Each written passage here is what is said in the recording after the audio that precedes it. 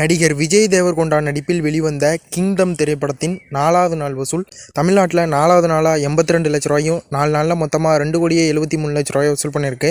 கேரளாவில் 4வது நாளாக 27 லட்ச ரூபாயும் 4 நாளில் மொத்தமாக 53 லட்ச ரூபாய் வசூல் பண்ணியிருக்கு.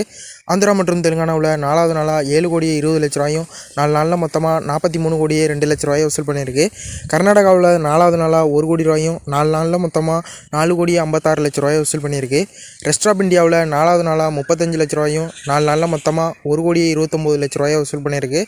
ஓவர்சீஸில் 4வது நாளாக 2,14 லட்ச ரூபாயும் 4 நாளில் மொத்தமாக 14 கோடி ரூபாயை வசூல் பண்ணியிருக்கு. உலகம் முழுவதும் கிங்டம் திரைப்படம் 4வது நாளாக 66,13 லட்ச ரூபாய் வசூல் பண்ணியிருக்கு. நடிகர் விஜய் சேதுபதி நடிப்பில் வெளிவந்த தலைவன் தலைவி திரைப்படத்தின் 10வது நாள் வசூல் தமிழ்நாட்டில் 10வது நாளாக 5,12 லட்ச ரூபாயும் 10 நாளில் மொத்தமாக 47,97 லட்ச ரூபாயை வசூல் பண்ணியிருக்கு. கேரளாவில் 10வது நாளாக 14 லட்ச ரூபாயும் 10 நாளில் மொத்தமாக 96 லட்ச ரூபாயை வசூல் பண்ணியிருக்கு. ஆந்திரா மற்றும் தெலுங்கானாவில் 10வது நாளாக 5 லட்ச ரூபாயும் 10 நாளில் மொத்தமாக 97 லட்ச ரூபாயை வசூல் பண்ணியிருக்கு.